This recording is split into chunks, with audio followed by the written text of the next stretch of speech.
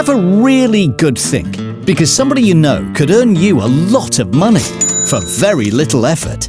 Think, who do you know that wants to buy a property in Spain? A colleague, a mate, someone in your family, a friend of a friend?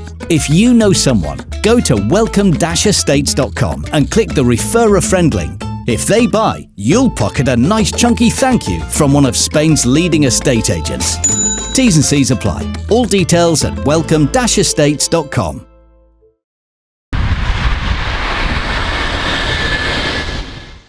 Like, the thing is, because we know for a certain fact that I thought first off, I thought my mandatory came around pretty quickly. But I took it, I was fine, alright, fine, I'll take it on the chin, whatever. I've got to fight soon, no worries. People like Joe Joyce and that, when he had his for months. He had his for about 18 months with no question. I get mine in about 3 or 4.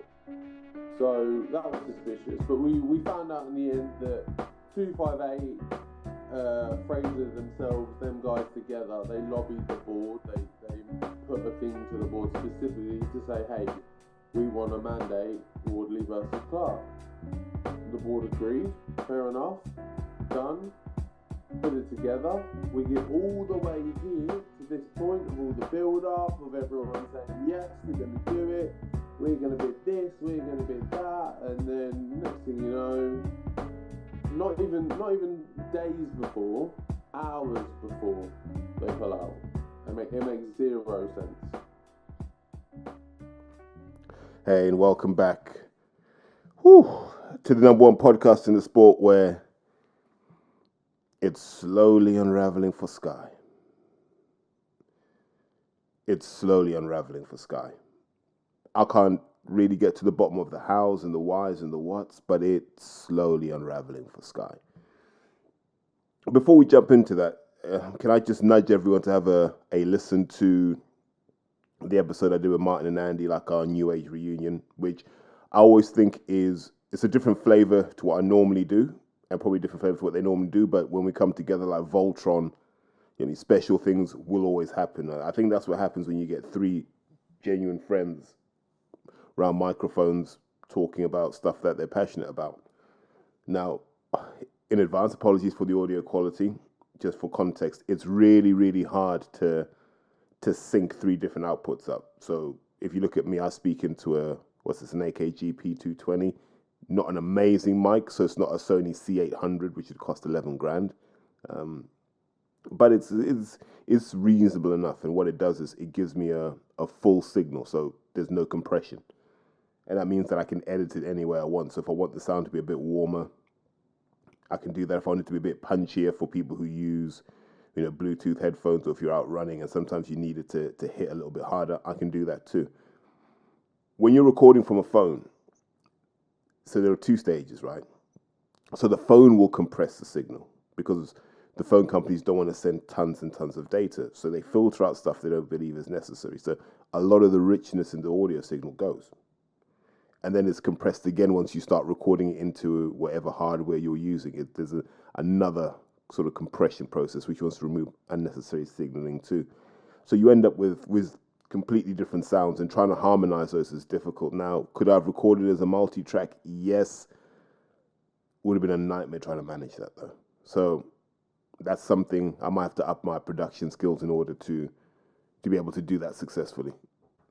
But I'm going to do an episode today that I never thought I'd do, because I had such high hopes when Sky announced what their approach was. I had reservations about the stable to an extent, but I was like, okay, I can kind of see what they could be doing here. But when I hear that, so we heard 2 things in the space of 24 hours. So the first thing we heard was Fraser Clark was going to fight Harry Matthews in June. So we kind of knew what was coming. But there was still hope that the purse bid would go ahead and maybe we could, Harry Armstrong, would be a warm-up for something later in the summer. So to hear that the promoter Ben Shalom, boxer have pulled out of the proposed purse bids for Wednesday, I think it's May 10th. What do you say to that, apart from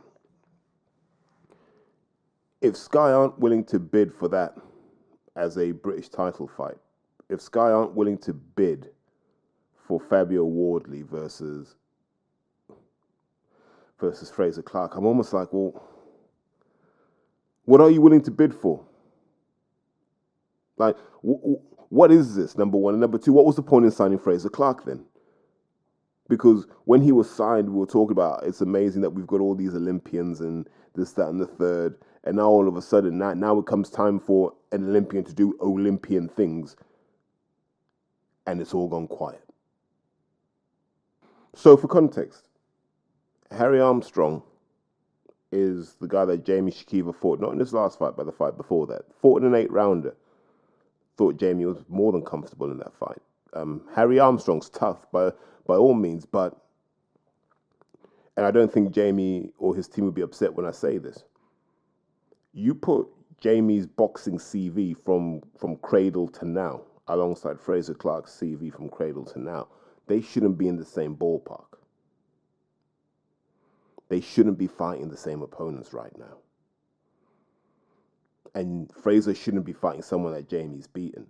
Now, I like it because I know for a fact that Jamie wants the Fraser Clark fight and he wants it now because he believes he will beat Fraser Clark right now. I also believe he beats Fraser Clark right now. Therein lies the problem. You've got a guy in Fraser Clark who's been part of the upper echelon of British boxing as an amateur for over a decade. Fraser Clark was first in the GB squad in 2010. He was there around the same time as Joshua, but was overlooked for Anthony Joshua in 2012, overlooked for Joe Joyce in 2016. And then he got his chance in 2020, but obviously it was in 2021. And I say all of that to say Fraser Clark has been an elite, an international amateur boxer for over a decade. We're looking at, like, he may have made his England debut in 2009. Jamie Shakiva doesn't have that storied career. He doesn't have an Olympic bronze medalist. He hasn't been sharing a ring with guys like Joshua, guys like Parker. He did share with Parker. Guys like Dillian White. He hasn't been sharing the ring with guys like Okoli and Joe Joyce. And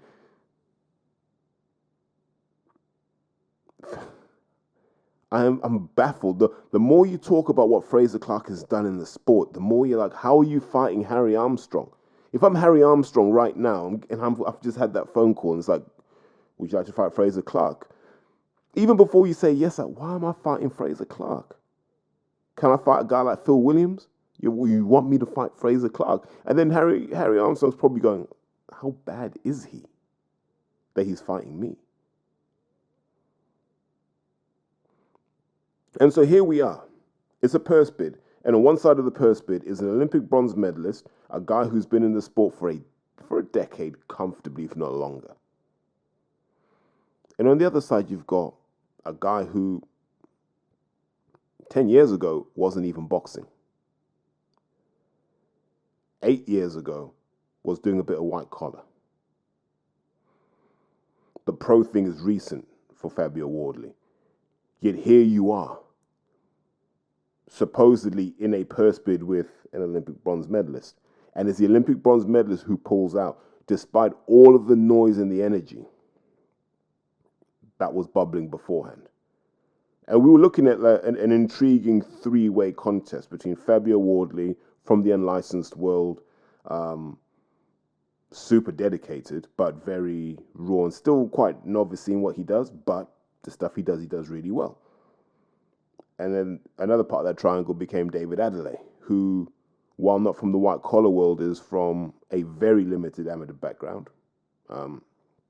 Turned pro off glowing recommendations from people in the sport, but he still hasn't got deep roots in boxing. And then you've got Fraser Clark, who has the deepest roots of the three when it comes to boxing. Pedigree, experience, exposure. He has everything. And somehow he finds himself in this triangle. And he's looking back going, they didn't put Tony Yoka in this kind of triangle. They didn't put Joe Joyce in this kind of triangle. They didn't put Joshua in this kind of triangle. Why are they doing it to me? Why would you do that? Why would you pull out of a purse bid against a guy who 10 years ago didn't really care that much about boxing? Why would you do that? And I mean that across all dimensions, like the actual boxing side, but the human side too. And I'm gonna sympathize with Frazer Clarke here because I don't think Frazer's an idiot. So I'd look at Frazer Clarke and I'd say, there's a guy who knows boxing inside out. He's seen and heard everything. There's a guy who must back himself. You don't become an Olympic bronze medalist if you don't back yourself. So he's a guy who has no issue fighting Fabio Wardley. And you could tell in his body language, he had no issue fighting Fabio Wardley. Because he's like, well, if I can't beat Fabio Wardley, why am I doing this? Why don't I just go and become an enforcer, a bouncer? I can do all of that sort of stuff. Why don't I do that? I can work for SAUK, like I did before. So why would Frazer Clarke be afraid of that purse bid? He wouldn't. Right?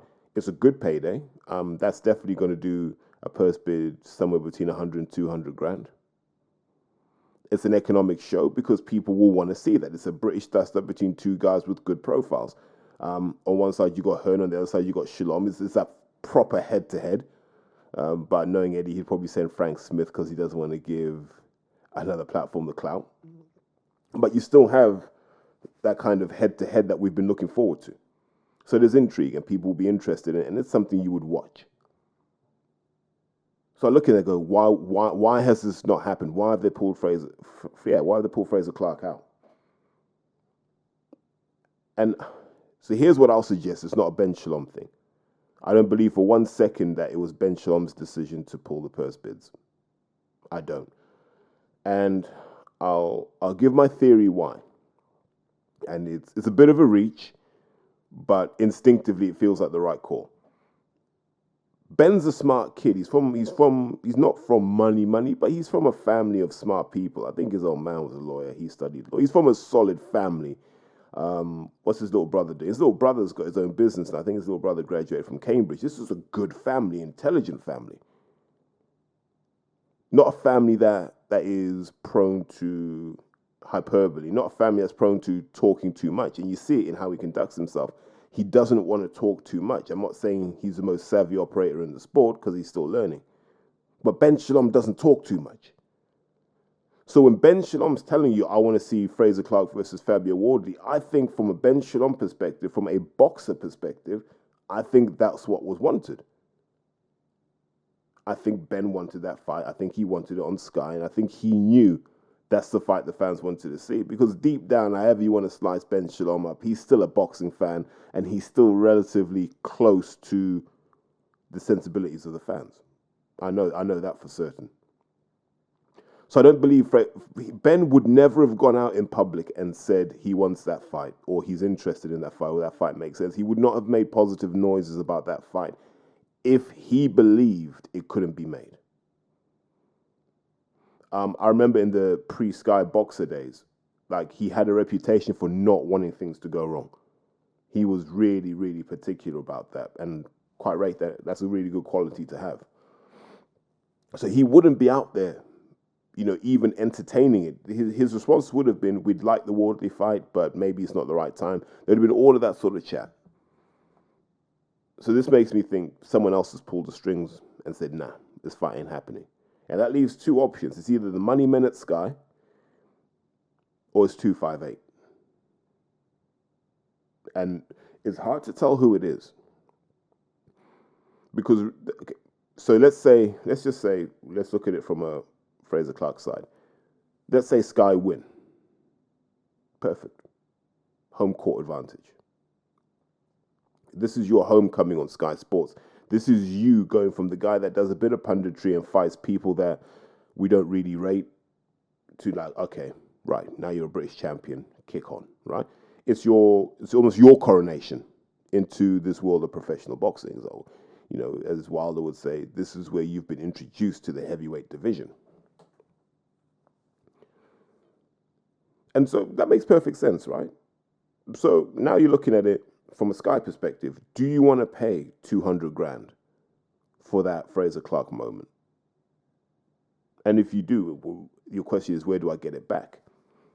I just have a feeling that the money men at Sky were like, why are we paying this for this guy? Is he that good? And someone has said, I don't think he's that good. And so they've said, we're going to pay 200 grand to see this guy lose on our channel to a guy who's going to go back onto another network with that rub. And I'm sure that's what they said. They said, so Fabio Wardley could beat Fraser Clark on our channel, go off to the zone, and give Eddie Hearn all of that kudos. And then he probably went to 258. Give me guarantees that Fraser Clark can win this fight. And they're like, well, we can't do that. So why are we bidding for it? Get him out. Let him fight someone he can beat. And those money men think differently, unfortunately. And that seems to be what it is. I don't know if 258 would have pulled him out. If they have, then you may as well just give him his contract back and say, we can't do anything with you. So this is just this crazy mystery of what's gone wrong. Because it would have been okay if they just pulled Fraser Clark out and said, well, yeah, he's out of this purse bid. And then they could have said, he's injured, he won't be ready in time. But to have announced the Harry Armstrong fight before, and for Fraser Clark to go on his sort of social media rant. But not only that, to then have Fraser Clark get roasted by Fabio Wardley, David Adelaide, and his other rivals. This is terrible. And then to have Hearn. Hearn had so much moral correctness, moral support. He was in the right to such an extent that he didn't even need to be angry. He could just be what we call Middle England enraged. Just use really nice words to say, what an absolute joke. What an absolute joke. So here you got Fraser Clark, and now we know for certain no one believes in Fraser Clark at Sky. Now we know for absolute certain Fraser Clark is on his way out. When you've got an option between Fabio Wardley and Harry Armstrong, you're on your way out. And I think my theory on what's happened is Sky have realized that roster that they've been accumulating is terrible. It's rotten from top to bottom. If you look at it objectively, you've got an Olympic gold medalist, as I said before, fighting a PE teacher. And even in beating a PE teacher and winning a British title, that's great. But the only 3 fights you can have now that will define your career in your weight class are Jessica McCaskill, Cecilia Brækhus, and Sandy Ryan. That's it at welterweight. No one cares about anybody else. Then what you do, move up. You could move up and you could find Natasha Jonas, yes. You could find Hannah Rankin, absolutely. But inside of 10, 11 fights, Lauren Price's meaningful career is done. Savannah Marshall's meaningful career is done. They can kid us all they want and say that Franchon Cruz-Dezurn is a big fight, but it's not. Because if that was a big fight, that would have been the fight before Clarissa Shields. They looked past it because the Clarissa Shields fight was the career-defining fight for Savannah Marshall. I have nothing against Savannah Marshall personally. I really, really don't. I just think once you've said you're going to beat Clarissa Shields or you don't, your career is kind of done. It's just done. Because I still stand on this. Savannah Marshall would beat everyone not called Clarissa Shields. I think Franchon Cruz can pose a problem, but Franchon doesn't throw enough shots to trouble Savannah Marshall, and she will ship a lot of punishment when she fights Savannah. But Franchon Cruz isn't a monster. So you've got those two, not particularly impressive as far as I'm concerned. And then you look at the division, the heavyweights. You've got Hughie Fury and Joseph Parker. Remember, those two gave us maybe one of the worst heavyweight fights we've seen in a long time. So they're not blue chip properties. And then what do you have a heavyweight to really anchor the division? Nick Campbell's gone. They've lost trust in Steve Robinson. It kind of leaves Fraser and Jamie Shakiva. And Jamie Shakiva's stepped up, to be fair, and he's now cutting people in half. We haven't seen Fraser Clark step up yet. Jamie's performing above benchmark as far as I'm concerned. And I don't know if Fraser Clark is. He seems to be miles below. And you look at that whole roster and it's a mess. Yeah, it's a mess. And it looks like it's a mess because they don't really want to pay. It's almost like they've overpaid for Okoli and Boatsi. And so there's no more money left. So if you're Fraser Clark, you're like, whoa, hold on. How have these new guys ended up getting the money that was meant for me? And the truth is, they're a little bit more proven than Fraser is. So I just don't think. Let me just. God, let me not say too much. So here's what I think, and here's my theory on this. Maybe Ben Shalom went to Sky and said, we need to get a Coley, we need to get Boateng. They've said, this isn't in budget. Maybe that was the assumption. This is not in budget.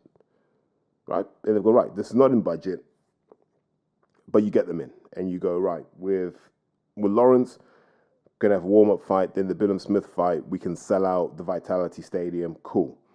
Boateng, we can do a Dan Aziz, we can do an Anthony Yard, cool. We see where we get the money back on these guys. But you've still had to front up this money. So in your budget, this money's gone. So now you're looking at that Fraser Clark British title fight, like 200 grand, I would just spend some of that on a Coley. Can't spend it again.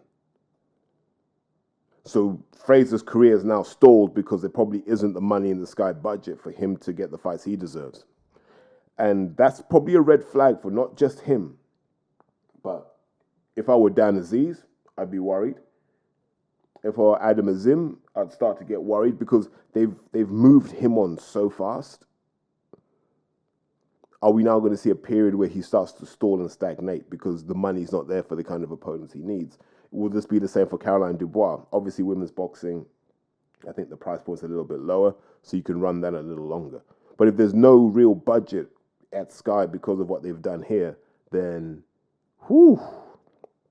it's awkward because they probably need the money from the Liam Smith Eubank Jr. pay-per-view to come in. But you could have just done that fight for July 1st. It didn't need a purse bid. That could have been for July 1st, and I think Hearn would have supported that. So yeah, if I'm Dan Aziz, I'm worried. If I'm Chris Billum Smith, I'm worried. If I'm Isaac Chamberlain, I'm worried. If I am Zach Chelly, I'm a little worried. Do you know what I mean? If I'm all of these guys, I'm worried. And I'm looking at it going, yeah, you put Callum Simpson in there. I'm worried. If I'm Ben Whittaker, I'm worried because I'm like, is there money for me to get the development I need? Or are Sky looking to do this on the cheap and get away with a few pay-per-views? Because obviously that Eubank Jr. versus Liam Smith one will bring in some money, but probably not the money they're expecting. And then so what do you do? Are we back to the bad old days of Sky where it looked like you had to self-finance your operation and that's why they had so many pay-per-views? If that's the case, then fair play. But I imagine, external climate, higher interest rates, cost of capital is going up, this sort of stuff. You probably don't want to be carrying too much debt at any given moment. So I can understand also why you tighten the purse strings. But that's no comfort for Fraser Clark, a guy who wants to be tested and challenged and he wants someone to invest in him and he's not seeing that. Yeah, he's not seeing that, and he should be one of the anchor names on there. Now, instead, we're here waiting for Hughie Fury to get it cracking. That's what we're waiting for, to see how good he is. But we're now looking at the Sky roster going, this is weak. It's weak when compared to Frank and Eddie. And think about this. If you're one of those people who's been at Sky Sports for a decade, you're looking at this roster now going, I remember when we had Joshua, Dillian, Derek, Josh Warrington. We had everyone. Comfortably. We had everyone and we were laughing at BT. And now everyone's feeling sorry for Sky going, my goodness, how's this going to work? I think the purse bid in and of itself wasn't really the worst thing because, people duck out of these for all sorts of reasons, right?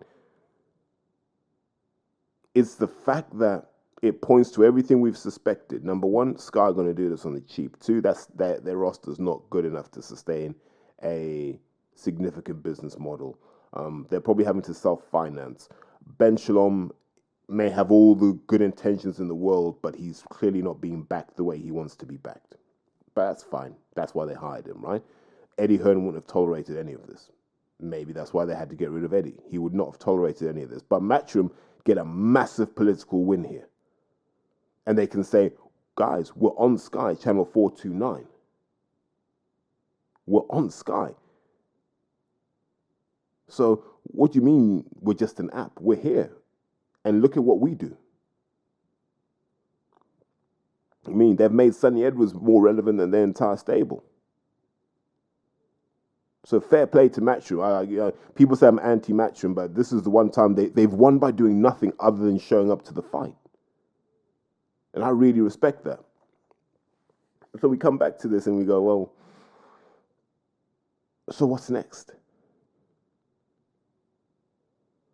Fraser's got to fight Harry Armstrong, then who? Fight Jamie Shakiva? I don't think he wins that. And at no point has Sky even tried to resurrect Dave Allen, but don't rule out Dave Allen popping up somewhere in the mix. Don't rule out Dave Allen coming back when they say, we need someone who's going to move the social media needle. And they'll get Dave Allen, and Dave will talk about being a dad and, doubts about his career. Was he going to retire? He'll play on the heartstrings. He's good at that. And then they'll put Dave in with Fraser, and we'll have a bit of a barnstormer there. And then people say Sky are back. But the truth is, the money won't be back. But the deeper thing here is, this all points to how much of a joke boxing is. We always get brainwashed into this idea that these are really tough men, always putting their lives on the line, their health on the line for your entertainment. If an Olympic bronze medalist has to fight Harry Armstrong, I'm inclined to believe he's not putting his life or his health on the line, and he's unlikely to entertain in that fight. Unfortunately, that's the harsh reality. Our sport is a joke at the moment. It's an embarrassment. It's hard to point to non-boxing fans and say, this is why you should get behind boxing. Just look at the landscape, right? Dillian in the wilderness. Chisora is essentially now Derek of Arabia. Joshua's having the biggest crisis of confidence we've seen play out in public like this since Rocky 3, if I'm being honest. And so you look at it and you go, well, who's there to get excited about? Eubank Jr. got knocked into next year. So he's now not that killer. He's now kind of the same way he left James DeGale, right? Where you're like, he's definitely seen better days. And you keep going down the weights and there's nothing there. We've got light heavyweights. Hold on. We've got light heavyweights, right? We've got Anthony Yarde, Joshua Bartsey, Dan Aziz, Craig Richards. We've still got a tranche of guys below that, like you, Cam Pitters, Lyndon Arthurs, and so on and so forth. We've got all of those light heavyweights, and they don't fight each other. None of them fight each other. There's no appetite for them to fight each other. They're not even talking about Josh fighting Dan. How do you explain to someone that the sport's not a joke? That the sport's not for people to take dirty money and turn it into clean money? How do you explain that to non-boxing fans? You can't. You just can't explain it anymore. We're now the weirdos. Like you'd watch people who are fans of bodybuilding and powerlifting, right? And they'd go to these shows and you're like, why would you go and watch people strut around in thongs, flexing their muscles? It's a bit weird. Boxing's drifting into that category of just being weird. If Eurotrash was still around, they'd probably just have boxing fans on there. It's not a good situation. And it's pointing to Sky being a bit rudderless and maybe in some ways a bit clueless. I'm still salty about the way Dan Aziz was treated on Saturday. Why would you use Dan Aziz as an enhancement talent? Why would you use Dan Aziz to essentially put Ben Whittaker over and to put Joshua Bartsey over? At no point did they try and put Dan Aziz over. At no point did they say, Dan, could you put these two to sleep? And let Dan go, yeah, put anyone to sleep. So by the end of Saturday, we're left looking at Dan, and Dan's looking weak. And I don't mean as a man, I mean just as a proposition, as a fighter. Well, we're like, wow, okay. They've just let these two guys run all over Dan, which tells us Sky's energy is focused on Ben Whittaker for the future and Joshua Bartsey for the present, not Dan Aziz. How does Dan feel about that? Dan should be fuming. Dan should be livid. If I was Dan Aziz, I'd be phoning Eddie going, why can't we do something? Yeah? I would. I'd be saying to Eddie, re-sign Lyndon. I'll come over. I'll fight Craig. He can fight Craig. I can fight him. Done. 3 fight deals for all of us. We can keep it moving. Bring Yarde onto this platform. Let him fight. We'll fight Yarde. We'll fight Bivol. We'll fight all of these people. That's what I'd be doing now, because I just don't believe Sky are going to back down. I think we'll be here a year from now and Dan still won't have had that either fringe world level or world title shot. I don't believe they'll get that for Dan. I just don't think they have the money. I don't think they have the appetite. They don't have the clout for that. Like, and that's a real shame. That's a real shame because Dan's done nothing but entertain the fans. Like, the way people feel about Dan Aziz, I'd love to say it's down to me and my years of banging the drum about Dan, but it's not. He's won the public over by essentially just battering everyone they put in front of him. But not only doing that, but also looking like a guy you could have a beer with. And that's always the scariest combination. Like the guy who can talk, good over a beer, just a generally good guy, but when he gets in that ring, I mean, he's like a wrecking ball. But here's what I want to come out of this. Ben Shalom needs to come the fuck out, get in front of a microphone and explain to us how this whole thing fits together. He needs to explain, because we need to know where the accountability is. Is it Ben Shalom? If these things go wrong, do we call up Ben and go, Ben, what the hell is going on here? Why isn't Chris Congo fighting? Why isn't this person fighting? Well, if that's Ben's call, cool. It's Ben's call. He needs to come out and explain it. Like Eddie does. Eddie explains what's going on. Half the time we don't believe, but at least he tries. So Eddie explains, right? Ben needs to say, look, at Sky, I propose fights. It goes through a committee, and they decide whether these cards happen or not. They may make some tweaks, but it is what it is. And you might just say, look, in the Fraser Clark situation, I wanted the British title fight. The budget just wasn't there at this point in time, but it will be there in October. Why not make the fight in October? We need that to come out pretty soon. Someone's got to explain to us how this all works, because right now, it looks like Sky have gone downhill since the Matchroom deal ended. That's what it looks like to me. Like, they want to do boxing on a budget at a time when it looks like BT are doubling down and DAZN are definitely doubling down on boxing. And that's not a good look. And I feel for Fraser Clark because, like I said, I think Fraser takes that Fabio Wardley fight tomorrow. I think Fabio takes the Fraser Clark fight tomorrow. I think both will take the Adelaide fight. I think Adelaide will take their fights anytime. I don't believe these people are ducking. But someone's got to show faith in Fraser Clark and say, we back you. Here's some money. Go and win that title. Sad. Sad that Fraser Clark's career goes from Olympic bronze medalist to literally a weekly humiliation via social media. The fact that this guy hasn't done a thing in the 2 years, well, nearly 2 years since he won that Olympic bronze medal. That's the sad part about it. Now, I don't blame Fraser for this. I don't blame him. But someone on the Sky side needs to come out and explain to us what the hell's going on, because this wasn't what we were promised. And I want to like what Sky are doing, and I did initially because I could understand what they were doing. But they've made so many ricks. They've messed up so many times that you're starting to wonder, like, how the hell have they never signed Yusuf Kamari? You have all those shows at Wembley, you don't sign Yusuf Kamari, the guy who would shift tickets in the area. You brought Matthew Tinker over to fight Dan Aziz. You went into all of that effort to build up Matthew Tinker. Didn't give him a shot. Didn't say, well, actually, I know we did, but mate, can you just come back and do Shakan Pitters? Can you just fight Shakan Pitters and then we can get you another fight? None of that. Just... man, let me say less because, wow. I think Sky, for me, I'm rapidly losing confidence in their ability to deliver the boxing we need. Is it a coincidence that this has started since Adam Smith has gone missing? No comment. But the sooner they bring Adam Smith back, the steadier that ship will be as far as I'm concerned. I think that's probably a good note to tap out and say, listen, guys, have a great rest of the week. Enjoy the weather. It's a bit patchy. It was sunny a second ago. Now it's grey, but just enjoy that and hope you all had a good bank holiday. Take care. So since we recorded this episode, the world's moved on a bit, hasn't it? All the runners and riders have come out and had their say on what's actually happened. Apart from Fraser, to be honest, who, after that tweet was rapidly deleted, I think he's just been brought to heel.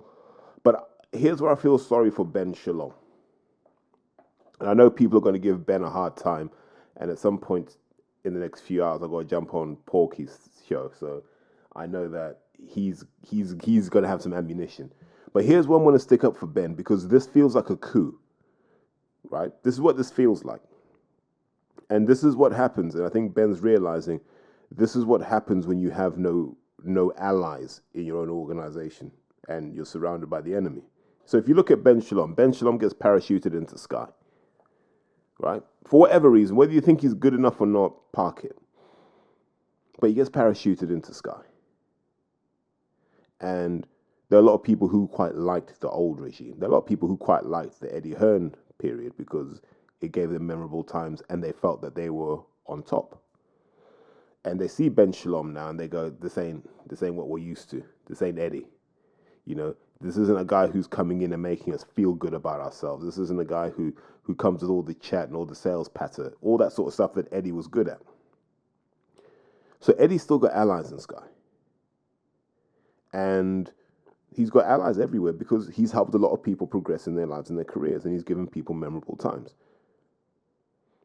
And I don't think it's inconceivable that Fraser Clark is not signed to Boxer, but in fact Fraser Clark is signed to Sky, but promoted by Boxer. Right? And so if that's the case, it's also not inconceivable that the purse bid thing was entirely engineered as maybe a warning to Ben that he's not as powerful as he thinks he is. Because it looks like he's been completely out the loop on this. So if you look, 258 lobbied, and they lobbied to get Fraser that British title shot. And we were all like, well, why is it Fraser Clark? That doesn't make any sense. His record to date doesn't indicate he's at that level. Like, I think even Dave Allen has a more deserving case to fight for a British title than Fraser Clark. So you're in that position, right? So you get into that position. We've known that this is the path of travel for a long time. So at any point, Ben Shalom could have said, no, this ain't happening. So not only that, but Fraser Clark, under the guise of seeing his mate Joe Cordina, then goes into the Lion's Den and spends a considerable amount of time with Eddie, who's essentially the opposition. So at this point, as fans, we're like, this fight's happening. Perfect. Purse bids will come out. Matchroom will probably win it. He'll fight on Matchroom. Deal done. Fraser gets withdrawn. Now, no idea who, how, or why. But Fraser Clark gets withdrawn. And now you look at it, and Ben Shalom's got to come out and clean the mess up on behalf of Sky. And Ben's got that look about him in the interview he did where he's looking and he's almost like, this has nothing to do with me. Why am I out here trying to clean up this mess when it's nothing to do with me? He genuinely looked like someone who had been undermined a few times. He didn't look strong in the interview. He didn't look enthusiastic. He didn't look passionate about it. He looked like someone who's like, oh man, I got to deal with this. And so in contrast to that, you've got the other side. So Matchroom are there. I mean, they had Eddie ready to stick the boot in. And then Frank Smith comes and plays good cop. And he kind of cleans up. Like Eddie goes and kicks all the tables in the air, throws the chairs about, toys fully out the pram with Eddie. Man. You know, with that silly hat that he had on. Like this, the midlife crisis is making it hard to watch his interviews. But he comes out, and quite rightly, you know, he tells the public he's annoyed and he's wasted all that time and effort. Not much time and effort, because I'm like, when did you go to Portman Road? Like, there was no IFL cameras when you went to Portman Road. You've been in Saudi for God knows how long, and you've been in the States. So all of this stuff, all part of the charade. Frank Smith then comes on. Video looked weird, by the way. It looked like they'd turned the contrast all the way up on Frank Smith because his T-shirt didn't even look real. It looked like it was CGI'd onto him.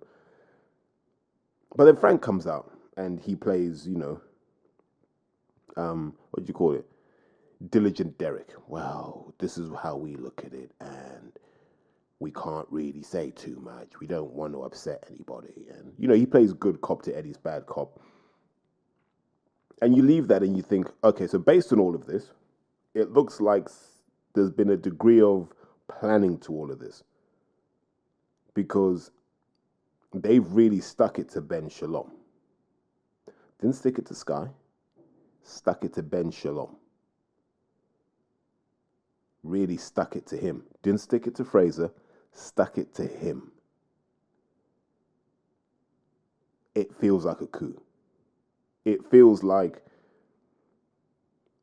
let's go after Ben. Ben's the weak link here. If we can soften him up, maybe it's a ploy to get back into Sky. I don't know what the ploy is, but it feels like there's an attempt to undermine Ben here. And this was, I wouldn't say the definitive shot, but this was the first shot that you really noticed where you're like, this doesn't make any sense. I also see it being a coup from another perspective. Fraser Clark is an odd fit at Sky now. You're managed by 258. 258 really want to get all of their eggs in the Matchroom basket because they're looking internationally now. They're looking at, we can get our people on shows in the States, in Australia. That's marketing for us, right? That's a footprint we can work with. Fraser's with 258. 258, like I said, are closely in bed with Matchroom. Why would they want their guy on Sky? Long term. Short term, yeah, you go there for a fight. Let the Sky Machine boost your charge, we'll say, and then you go back to normal. So if I'm 258, and maybe I'm injecting too much boxing knowledge into who and what they are, but if I'm 258, I'm saying to Fraser Clark, the meaningful fights you're going to have in the next 2 years are Fabio Wardley, David Adelaide, Solly Dakers. I'm going to put guys like Dave Allen in there, Nathan Gorman. 4 out of those 5 fights are easy to make on Matchroom. Really easy. Not so easy on Sky, and probably a bit more difficult on BT, apart from the Adelaide fight. So Matchroom is where you can really do these fights. Matchroom still have British boxing stars, so they still have the Warringtons and the Chisoras and the Dillians and the Joshuas. They still have that. And they've got the international footprint. So if you're Fraser Clark, you're like, I can get more meaningful fights on Matchroom than I can on Sky. That's got to be part of this calculus. So I think Fraser's now realizing Sky can't do for him what he needs. He's realizing it's a bit dysfunctional, and he's like, I can just go to Matchroom. That trip to Cardiff felt like a tapping up visit. It felt like it was like, well, look, come and see what we do. You already know what we do, but now come and see it as a pro. Come and sample it. This could be you. You could be on Cordina's undercard. You could headline one day with Cordina on your undercard. And it looks like that's a bit of a sales pitch. And part of me won't be surprised if Fraser does end up there. I don't know how many more fights he's got left on his Sky deal, but it wouldn't surprise me if they hold off the Fabio Wardley fight until he joins the platform. And I think that's what this has been about. It's been about, let's steal some of the real estate, because now that Fraser's got a bit of a buzz behind him, whether the public love him or hate him doesn't matter, right? He'll trend when things like this happen. So they know, right, here's a way we can strengthen our burgeoning heavyweight division while we weaken Sky. Makes perfect sense. Because everything, if you really look at this, if Ben Shalom was out the loop in all of this, he's not the guy that should be held accountable. It doesn't look like he asked for the British title shot. It doesn't look like he was part of any purse bidding process or a decision to do it or not to do it. It all looks a bit shambolic. And once again, someone's got to come out and say, Ben, what do you actually do with Sky? What's your relationship with Sky? What is your relationship with the fighters? Who decides who joins the Sky platform? Who negotiates the financials? What do you do? Because then we know what we can ask him and what we can't ask him. Because I feel that he's shielding a lot of people from accountability right now. That would be my opinion on it. Because he doesn't want to be simply an event organizer. I'm sure he wants input in how these careers develop. But that's what I felt, having seen all the interviews so far.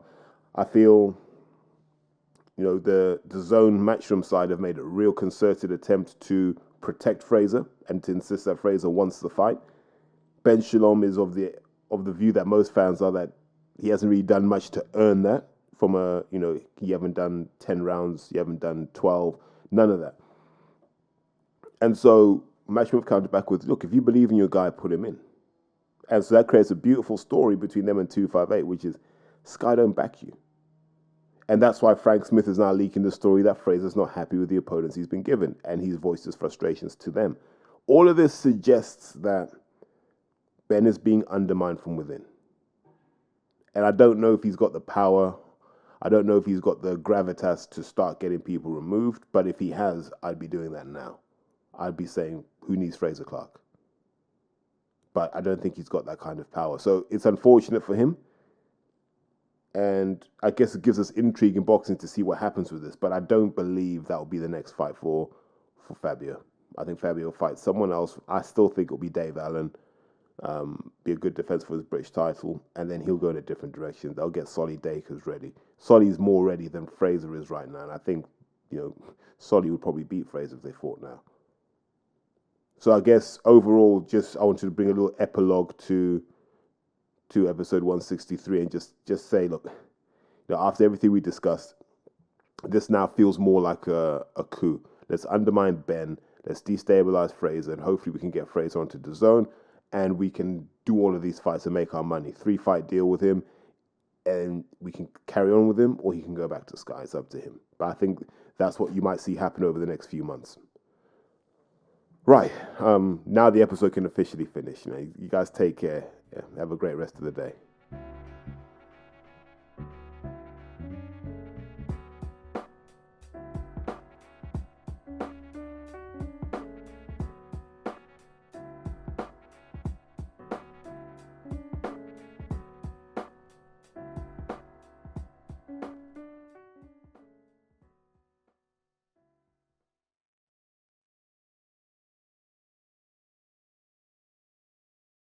Porky's Corner is proud to be sponsored by Spartan Site Solutions.